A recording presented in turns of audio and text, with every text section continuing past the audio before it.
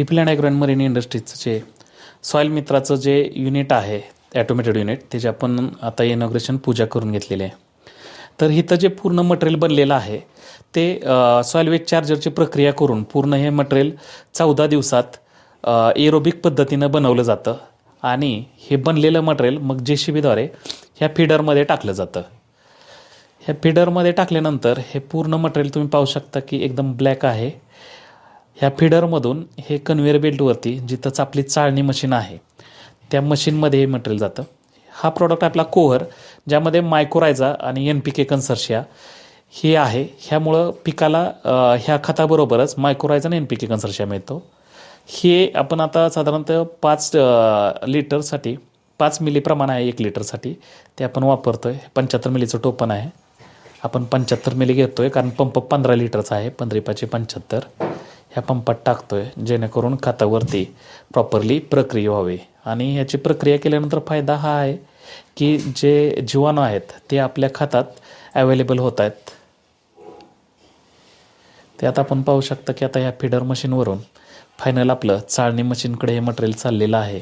पूर्ण चाळणी मशीन तुम्ही इथं पाहू शकता 6 mm चाळणी मशीन आहे आणि त्यामुळं एकदम आपल्याला फाईन असं मटेरियल मिळतं जे एकदम गांडूळ खतासारखं दिसतं. आता ह्या साईडला जे तुम्ही पाहताय कन्व्हेअर बेल्ट हे आहेत की यामध्ये जर छोटे दगड असतील किंवा काय काडी कचरा असेल जो कुजला नसेल तर तो पूर्ण बाजूला टाकला जातो, बाजूला काढला जातो.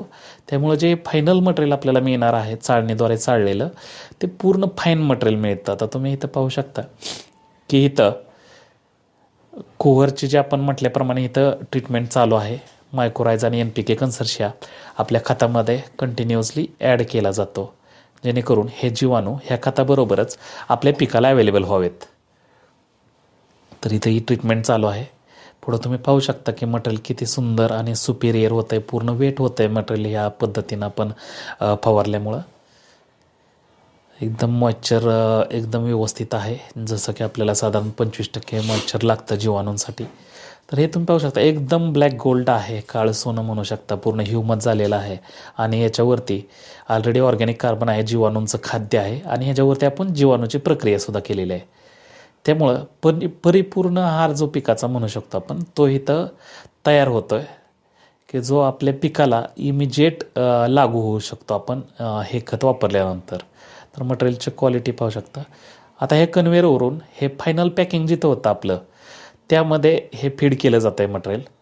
आता तुम्ही पाहू शकता की आपलं फायनल पॅकिंग इथं चाललेलं आहे. पूर्ण ॲटोमेटेड मशीन आहे. पूर्ण ॲटोमेटेड मशीनला वजन आधीच सेट केलेलं असतं. त्यामुळं प्रत्येक बॅगमध्ये तुम्हाला जसं बॅगवरती लिहिलेलं आहे 40 किलो त्या पद्धतीनंच पूर्ण वेट मिळणार आहे.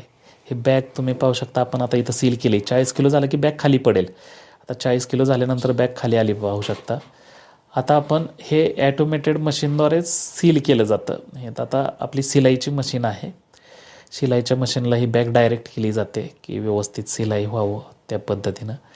हे पूर्ण आता आपण पाहू शकता की पूर्ण बॅग सील केलेली आहे प्रॉपरली आणि सील केलेली बॅग पूर्ण अशी बाजूला त्याच कन्व्हेअर बेल्टवरून पडते जिथून आपण लोडिंगला ह्या बॅग आपण घेतो. धन्यवाद.